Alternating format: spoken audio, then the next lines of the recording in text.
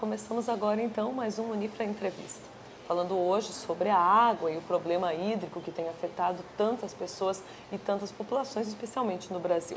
Nosso convidado de hoje então, o professor Afrânio Riggs, que é professor do nosso curso aqui da Casa de Engenharia Ambiental e Sanitária, PhD em Engenharia da Água e do Solo. Professor, muito obrigada pela sua participação, então, aqui no programa. Tá? Eu que agradeço a oportunidade de poder expor esses conhecimentos que a gente está socializando para a comunidade. Uma satisfação tê-lo aqui. Então, assim, no último domingo a gente comemorou o Dia Mundial da Água, instituído pela ONU, e a gente tem vivenciado, né, professor, tantos problemas assim ligados a digamos assim, um cenário da água que se traça, né, em torno da crise, em torno do comportamento doméstico, de rever às vezes alguns preceitos. Eu queria que o senhor começasse assim comentando, né, para as pessoas, o nosso espectador, esclarecendo essa noção então que se criou, assim, especialmente agora a gente viu nesse período de janeiro, fevereiro, do trânsito do verão e o problema da crise, assim, que eu queria que o senhor desse uma explicada para nós como funcionou, por que essa crise aconteceu, quais motivos deflagraram. Bom, então vamos começar pela quantidade de água na Terra. Exato. A quantidade total de água no planeta Terra é e será sempre a mesma, ou seja, ela pode variar a forma, sólida, líquida ou gasosa, mas o total do somatório é sempre o mesmo. Então, a água na Terra não vai terminar. O que nós vamos ter é um período de escassez de água, dependendo da distribuição nas diferentes locais. Por exemplo, no Nordeste, na Amazônia, nós temos bastante água na Amazônia. No Nordeste temos pouca, porque chove menos. No Rio Grande do Sul nós temos uma boa distribuição de chuva, então normalmente nós sofremos menos com os déficits hídricos. Mas a quantidade total não vai mudar. O grande problema é que nós temos um aumento populacional. E esse aumento populacional vai provocar uma demanda maior por água. Só para você ter uma ideia, no ano 2025, nós vamos ter que reduzir nosso consumo em 1/3, para poder equilibrar a demanda. Isso significaria o quê? Imagina, como assim, eu digo palpavelmente, a gente reduz isso no consumo doméstico? O consumo doméstico, no banho, na quantidade de água que nós usamos para lavar, enfim, nós vamos ter que usar N mecanismos artifícios para poder reduzir o consumo. Claro. Caso contrário, nós vamos entrar em déficit. Por exemplo, São Paulo está em déficit hídrico, faltou água na cidade, porque a bacia de captação é a mesma, mas o número de pessoas que habitam na cidade aumentou. Então, aumentou a demanda, mas a quantidade de chuva que caiu também foi menor nesse período, que sempre tem os períodos de excesso e de falta. Então, o que está acontecendo? Nós temos que nos precaver para enfrentar os períodos de escassez. O que está acontecendo hoje é que os políticos, eles não ouvem os técnicos. Eles tomam eles tomam atitudes políticas, mas não técnicas, e depois dá problema. Então, você tem que prever, e é previsível isso. Você tem uma área de uma captação, uma bacia hidrográfica, de tantos quilômetros quadrados, e chove, em média, tanto, é óbvio que se aumentar a extração de água, vai faltar água. Isso é um problema. E como é que funciona, então, esse mecanismo, já que o senhor tocou dizendo, né, nos trazendo dados tão importantes como a quantidade de água na Terra é a mesma, que isso é importante, as pessoas às vezes criam uma noção ilusória, né, que vai haver mais água, que vai haver menos água, né, então se cria então alguns mitos aí. Como é que funciona esse sistema, assim, no sentido da água? Eu queria que o senhor pensasse, explicasse para o nosso espectador a ideia do processo de infiltração, do processo de recuperação do solo nesse sentido, né? Perfeito. Então, se a água vai ser a mesma, nós temos que fazer o quê? Evitar que ocorra escoamento superficial. O que é escoamento superficial? É aquela água que corre por cima da superfície da terra. Então, quando chove, o ideal é que não corresse nada de água na superfície, ela infiltrasse dentro da terra. Por quê? Se ela infiltra, ela vai verter na vertente 4, 5 meses depois. Então, quanto mais água nós temos dentro da terra, mais sustentabilidade do sistema hídrico vai ser possível, né, naquela região. Quanto menos água infiltra, mais escoamento superficial e mais enchente nós vamos ter. Então, o que nós temos tendo atualmente é uma redução da taxa de infiltração. O que é isso? É a altura de lâmina que infiltra por hora. Só para você ter uma ideia, os telespectadores também, um solo de mato tem capacidade de absorver aproximadamente 300 milímetros de chuva por hora, né? Ou seja, 30 centímetros de chuva numa hora ele absorve. Uma lavoura do lado depois de 50 anos de uso e exploração, ela passa a infiltrar em torno de 7 ou 8 milímetros por hora. Ou seja, é uma redução muito drástica. Associado à redução da infiltração das cidades, nós temos então hoje um escoamento superficial muito grande, o que provoca essas enchentes. Então nós temos que o quê? Reduzir o escoamento superficial, aumentar a infiltração. Esse no sentido mais global. Isso é uma coisa que vai levar anos para acontecer. Nós desenvolvemos algumas tecnologias, como o vertical mulching, que nós podemos utilizar para aumentar a infiltração em áreas rurais. Em áreas urbanas, nós temos que evitar o escoamento. Como? Usando cisternas. Então, cada casa deveria ter uma cisterna para armazenar água. Se cada casa fizesse uma cisterna, nós evitaríamos o pico de descarga e, com isso, nós evitaríamos os alagamentos nas ruas e nas partes mais baixas da cidade. Isso o senhor fala no próprio sistema urbano? No próprio sistema urbano. Professor. Por exemplo, você vai me dizer, e as pessoas que estão ouvindo vão dizer, mas eu não tenho lugar para colocar uma cisterna. Sim. Tem. Onde entra o carro, é um local que você pode escavar, fazer um tanque, pegar água do telhado e jogar lá dentro. Depois concreta, o carro passa por cima sem problema nenhum. Então, nós poderíamos ter em cada casa uma cisterna, porque quase todas as casas ou edifícios têm entradas. Eu fico pensando só assim a questão do processo, assim, não seria caro? Muitas vezes esses processos de, digamos assim, de lidar, a gente pensa assim, energia solar, energia eólica, esses recursos alternativos, né, que tem na Terra e que a gente tem discutido cada vez mais. Eu vejo assim, num cenário assim da preocupação com o meio ambiente, né, professor? O senhor deve ter mais domínio do que eu nesse sentido, mas a gente tem visto cada vez mais a ideia então de uma preocupação e de uma tentativa de incorporar, né, de resgatar esses recursos alternativos. Mas em que medida isso é barato, caro, e a possibilidade de fazer isso? Existe já técnica, assim, digamos, um pouco mais difundida, né? Hoje nós temos condições de usar energia solar, energia eólica, mas voltando ao problema da água, nós podemos fazer cisternas e o custo de uma cisterna é relativamente baixo em função do custo que nós vamos pagar para a água no futuro, se tivermos que trazer água do subsolo com bombeamentos ou de outros locais, né? Por exemplo, Dubai, né, eu tive a oportunidade de visitar, eles tiram água do mar para dessalinizar, para depois poder usar. Não tem água potável, não tem água de subsolo. Nós aqui no Rio Grande do Sul ainda temos um aquífero Guarani, que nós temos água no subsolo. Podemos recorrer a essa água, mas ela é finita. Se todo mundo tirar essa água, ela vai acabar. Então, o que nós temos que fazer? No momento, nós temos que utilizar a água da chuva. É a mais econômica, é a mais barata, é a mais fácil de ser utilizada e evita problemas de alagamento, e com isso nós podemos ter mais sustentabilidade e para as gerações futuras também, né? Caso contrário, se nós secarmos toda essa água que nós temos hoje e o solo ficar completamente seco, a recuperação vai ser muito complicada. Eu queria lhe perguntar nesse sentido, né? O senhor traçou, né? A gente tem aqui, que eu acho que essa é uma questão, o aquífero Guarani, que no meio dessa polêmica, depois eu quero que o senhor situe, mas queria perguntar assim, que tipos de recursos a gente tem para pensar, então, essa ideia do uso da água? Água, no caso, assim, até para pensar a coisa da dessalinização e desse processo do aproveitamento da água do mar. Só tem água da chuva? Teria outros meios? Ou... Tem vários meios. Por exemplo, nós podemos ter água da chuva, que é o mais econômico, mais barato. Nós podemos ter água de rios, água de represa, de açudes, água de barramentos, como barragens que são feitas nos rios. Podemos ter água de subsolo, que são os poços artesianos, né? Tirar água de um aquífero, tipo Guarani, né? E podemos ter também a extração de água do ar, da umidade do ar. Da umidade do ar, olha que Existe hoje possibilidade. Ela tem um custo de 0,17 reais por litro d'água, isso é o custo energético, mais o preço do equipamento, que é semelhante a um ar-condicionado, né? Que condensa a água e você tira a água do ar. Já existe dois alemães que desenvolveram um outro sistema, que ele usa uma salmoura para captar a umidade que está no ar.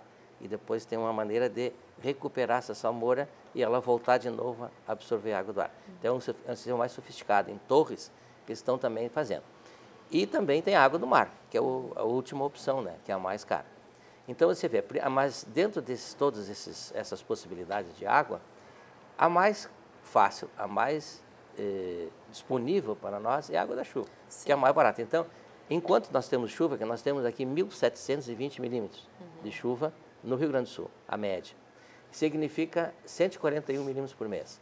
Significa que um telhado de 50 metros quadrados, que é 10 por 5, daria para captar água para uma família durante 20 dias, aproximadamente, para todo o consumo da família.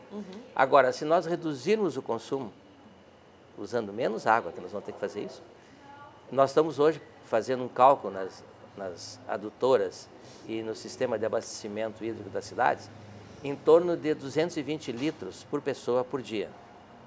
220 litros. Segundo os dados da Organização Mundial de Saúde, nós vamos ter que reduzir esse consumo para 50 litros por dia. Nossa, é brusco, né, professor? É brusco, 50 litros por dia. Então, com 50 litros por dia, nós vamos ter que reduzir a água que nós usamos para escovar dente, para lavar roupa, as torneiras abertas, tem que fechar. Isso em quanto tempo, professor? 2025. 2025. Tem que reduzir em 1/3 o consumo já. Nossa. E desses recursos que o senhor traçou, eu queria que o senhor explicasse, eu acho até para o público, telespectador, desse processo de dessalinização. Acho que as pessoas têm, às vezes, uma curiosidade de saber, né? Porque nós temos uma riqueza, no caso assim, de mar, né, no Brasil. Isso seria viável, não seria? Seria muito caro, não seria? Quero que o senhor comente um pouquinho sobre isso. A dessalinização da água do mar é possível e tem vários métodos, entre os quais um deles é você ferver essa água, evaporar, condensar e tem água pura do outro lado. Depois você tem que colocar sal na água de novo. Ela tem que ter uma dosagem de sal, senão os nossos neurônios não funcionam. Bom, mas hoje tem uma outra tecnologia que nós chamamos de osmose reversa. Você pega a água salgada, submete a uma pressão muito elevada e ela passa numa membrana semipermeável. De um lado fica o sal e do outro passa a água pura. Isso que está sendo usado hoje em Dubai.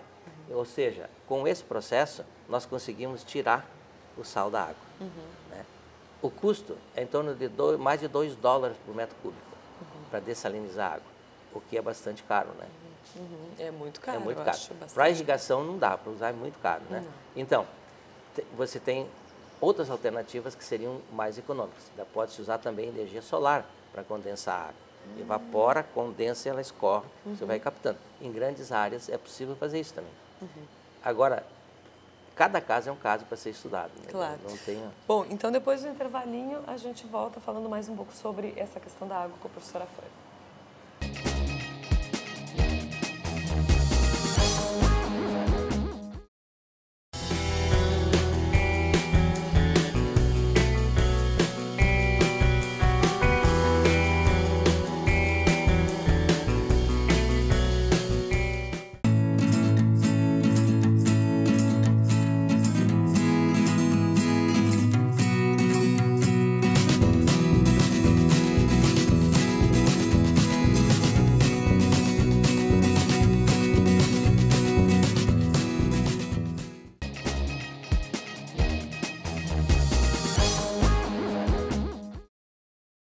Voltamos então com o Unifra Entrevista hoje, conversando com a professora Afrânio Higgs, professor aqui do curso então de Engenharia Ambiental e Sanitária do Centro Universitário Franciscano sobre o problema da água.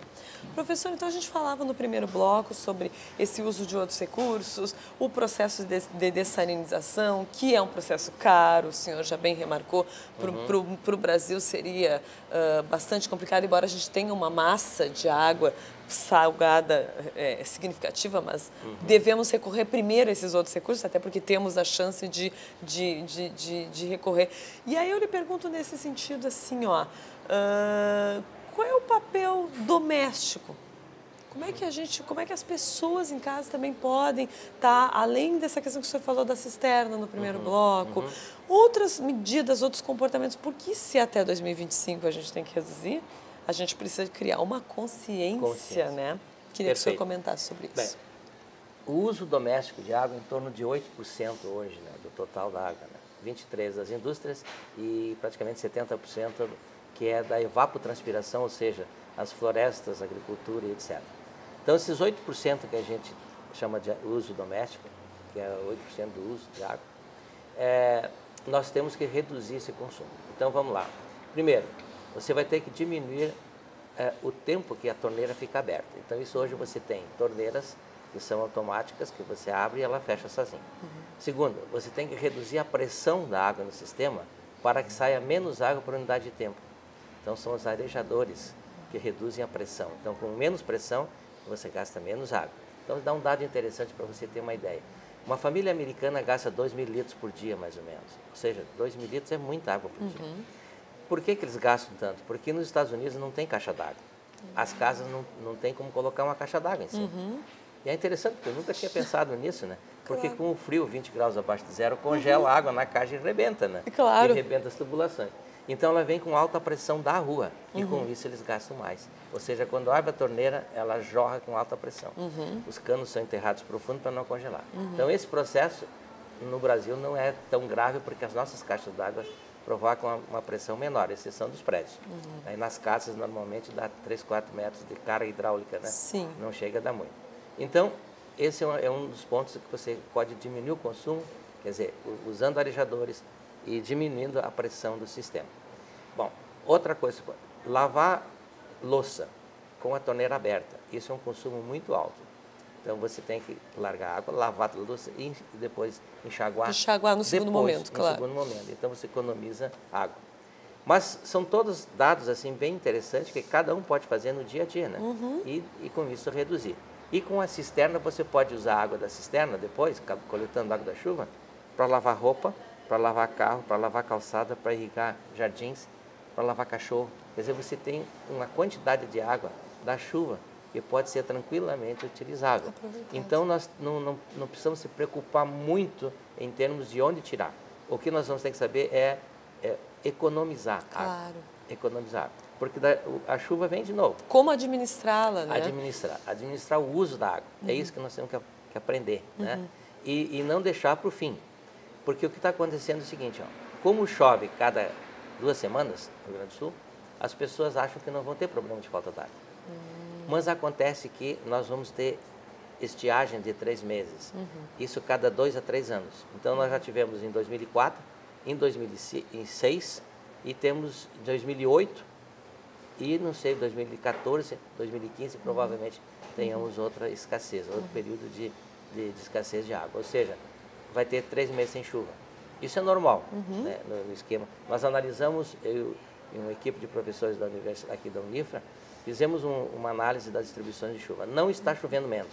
Faz 100 anos que nós analisamos os dados, desde 1910 até 2010, não houve redução da precipitação pluviométrica. Olha que interessante a gente saber desse dado. O pessoal né? pensa que está chovendo menos, não está chovendo menos. Até está levemente mais alta do que era antigamente. E a gente olha assim e diz, mas secaram todas as vertentes, secaram, não foi por causa da chuva, foi porque não está infiltrando, porque o homem derrubou as florestas, o homem compactou a superfície do solo, reduziu os poros grandes do solo. Então, isso aí faz com que a água escoe pela superfície e não entre. Se ela entrar no solo, ela vai verter. E se ela verter, ela vai alimentar sangas, vai alimentar rios e não vai faltar água no verão. Então, o que está acontecendo? As estiagens sempre ocorreram, sempre houveram. Entretanto, os impactos das estiagens em 2010, em 1910 para 2010, se você considerar hoje, qual é a diferença? É que na época de 1910, nós tínhamos os solos cheios de água. Então, dava um déficit hídrico por falta de chuva, as vertentes alimentavam os rios. Então, a gente não sentia o problema da seca, tanto, né? Tinha água para beber, não dava problema. Hoje, os nossos solos estão vazios. Os espaços porosos grandes não têm água. Isso seria culpa, assim, da urbanidade? A que o senhor atribuiria, professor? Isso é a redução da estrutura do solo. O que é a estrutura do solo? O solo é formado de 3 partículas, areia, silt e argila. Essas 3 partículas formam um agregado. Esses agregados, quando se juntam, formam como se fosse, imagine 3 bocas de copos encostados um do lado do outro. Aquele espaço no meio chama-se macroporo, ali que entra a água. Se eu cortar esse solo, lavrar, discar e diminuir o tamanho dos agregados, eu vou diminuir o furinho para aquele furinho cada vez mais pequenininho. E esse furinho pequenininho reduz a infiltração. Então, grosseiramente, seria mais ou menos isso. Então, isso seria então, a redução dos macroporos. E isso aconteceu pela degradação da estrutura. E para recuperar isso aqui, você tem que fazer rotação de cultura, tem que botar plantas recuperadoras, as raízes vão ter que cravar, vai ter que aumentar o teor de matéria orgânica no solo. Enfim, é um trabalho que não é feito imediatamente. O Brasil eu digo o Ministério do Meio Ambiente, enfim, o senhor tem acompanhado alguma coisa nesse sentido de se preocupar com essa recuperação? Nada. É. Nada. Não, é importante a gente frisar aqui até para retomar aquela questão de que os políticos têm que entender, né, da importância da figura do especialista e para estarem, então, mobilizando forças, né? Eles vão tomar... Isso é um caso grave, Exatamente. é um problema grave. É muito grave. Quando eles se derem conta que o solo está seco, que não tem mais água e mudou as chuvas, nós vamos ter um problema grave. Porque a nossa precipitação são nuvens que entram na Amazônia e batem na cordilheira e depois são encaminhadas para o sul. No momento que alterar esse ciclo de ventos que trazem essa umidade para o sul, nós vamos ter deficiência hídrica. E aí? Vamos tirar água da onde? Você que está me ouvindo, de onde é que nós vamos tirar água se não estiver dentro do solo? Exatamente. Ela tem que estar armazenada. Então você não pode deixar escoar a água na superfície. Esse é o ponto-chave. E esse é um grande problema, na verdade, então. Mas, quer dizer, se a gente também fizer, digamos assim, a nossa pequena parte dentro desse contexto, quem sabe a gente pode também estar colaborando, né? Com certeza. Se cada um de nós fizer um pouquinho, né, na economia do consumo e aumentando a infiltração, nós podemos ter uma maior sustentabilidade do recurso água, sem sofrermos tanto quando chegar em 2025. Porque esse aumento populacional é incontrolável. Você vê o seguinte, nós vamos chegar a 8 bilhões e 500 milhões de pessoas. Para 2025, isso. 8 bilhões e 500 milhões. Eu visitei a China está com 1 bilhão e 300 milhões. É o maior país. Né? É um dos maiores, uma população enorme. Então eles estão limitando a natalidade para um filho. Nós vamos ter que pensar, o mundo vai ter que pensar. Sim, controles, né? Modos Controle, porque nós não vamos ter condições de ter recursos hídricos para atender um aumento tão intenso assim da população. Isso, né? Que a gente nem tocou aqui na questão energética, né, professor? Esse é outro fator fundamental. Imagine só, no momento que não infiltra água, nós não vamos ter vertentes para alimentar no verão as hidrelétricas, ou melhor, as barragens. E aí tu tem um problema encadeado, né? Encadeado. Não tem água para as barragens, não tem água para gerar energia elétrica, e aí você tem mais um custo, né? Usar o petróleo para poder gerar energia elétrica. É um custo adicional muito grande. Exatamente. E nós já estamos pagando, né? Eu digo porque às vezes, e talvez seja o nosso papel aqui da academia também, trabalhar com essa ideia da conscientização do coletivo, né, professora? A gente vive inserido num contexto. As pessoas acham que, não, mas esse problema não tem nada a ver comigo. Muito pelo contrário, né? Exatamente. É um problema de todos, né? Então vai ser um problema que vai se dissipar na sociedade, né? Hoje nós precisamos que as pessoas assumam a sua responsabilidade na sociedade. Se não ocorrer isso, as coisas ficam esperando só pelo governo, as coisas não vão acontecer. Então, o que nós precisamos? Nos conscientizar, nos organizar, as sociedades, as organizações de bairros, as bacias hidrográficas, os comitês de bacias, têm que se organizar para poder começar a pensar nas coisas antes que aconteçam, para poder minimizar os impactos negativos. Senão nós vamos ter problemas futuros e muito graves. Nós fizemos um estudo muito interessante sobre o tempo necessário para recuperar um solo degradado que está sem água. Por exemplo, quando é que eu sei que um solo está sem água? Por exemplo, Santa Rosa. Se tu for captar água de um poço cacimba, esses poços de 10 metros de fundura, né, não tem mais água. Ou seja, os poros grandes estão secos, então não drena mais para dentro do poço. Então não tem água. Chove e não aumenta a água. Claro. Então, o que acontece? Nesses solos que estão secos, como o Passo Fundo, que tem 8 metros de profundidade, para encher todos os poros de água, entrando a metade da chuva, considerando que a metade... Absorveria a metade. Absorvesse a metade. Se isso acontecesse, levaria 16 a 18 anos para encher o solo de água, para depois começar a verter. Então, é um longo prazo. É um longo prazo. Se as pessoas esperarem para tomar consciência do seu trabalho e da responsabilidade social da água, depois que tiver com problema, não vai ser resolvido em 2 anos, vai ser 18 anos, porque o ingresso de água ocorre em 2 períodos, no outono e no inverno. É só nesses 2 períodos que a recarga da água do solo, porque o que cai no verão evapotranspira. Então, é outono e inverno, são os períodos que nós temos condições de colocar água para dentro da terra. Então, aí que é o momento de guardar água. Claro. Eu ia lhe perguntar também, aproveitando o gancho, né, do que o senhor acabou de nos falar, esse dado, né, essa questão que envolve ali a região de Santa Rosa, Passo Fundo. E o papel do aquífero nosso aqui, voltando, né, a questão do aquífero Guarani, porque eu ouvi no período da crise também muitos questionamentos de algumas pessoas, e às vezes até por serem leigas, ou enfim, não entenderem da questão. Ah, mas como que nós vivemos uma crise hídrica se temos um aquífero aqui que seria o Guarani ou o Botucatu? Isso viria a suprir ou não? É um mito? Queria que o senhor esclarecesse. A quantidade de água no aquífero Guarani realmente é grande. Nós temos aí, são 36 mil quilômetros cúbicos de água. É um volume fantástico. Entretanto, aproximadamente 50% dessa água é salina, é salobo. Nós não podemos utilizar para beber e nem para irrigação. Então, 50% já é isso. Outro aspecto, esse aquífero Guarani ele é segmentado. Então, você pode ter água boa aqui e daqui a pouco do lado não ter, porque tem um tabique aqui, daqui para cá é ruim, daqui para cá pode ser boa. Então, ele é segmentado. Né? Esse foi um trabalho feito em 2005, por aí, que foi descoberto, isso que ninguém sabia. Né? Bom, então, outra coisa, quando todo mundo começar a tirar água do aquífero Guarani, porque se nós não utilizarmos água de superfície, nós vamos tirar do aquífero. Muito bem, hoje o aquífero aqui em Santa Maria está em torno de 80 metros de fundura. Né? Mas lá em Santa Rosa ele está quase 200 metros. Em Erechim está 1.300 metros. Tem que furar todo o basalto para pegar água lá embaixo. Isso aí tem um custo para bombear essa água, não é de graça. Né? Claro. Então tem um custo energético. Bom, então o custo energético aumentou agora mais um pouco a energia elétrica. Então você vai pagar mais ainda por hora, né? Por quilowatt. Bom, então é o seguinte, no aquífero Guarani, quando todo mundo começar a tirar água, o fluxo d'água, que chama-se condutividade hidráulica saturada, não atende à demanda, então tu tem falta d'água. Mesmo que tenha água no solo, mas ele demora para chegar. Sim. Pela velocidade que a água anda no solo. Nós chamamos de condutividade hidráulica saturada. Bem, então, certos locais onde tem muitos poços que extraem água, eles têm deficiência hídrica, já agora. Mas não é que esteja faltando no aquífero, é que não há tempo suficiente para a recarga.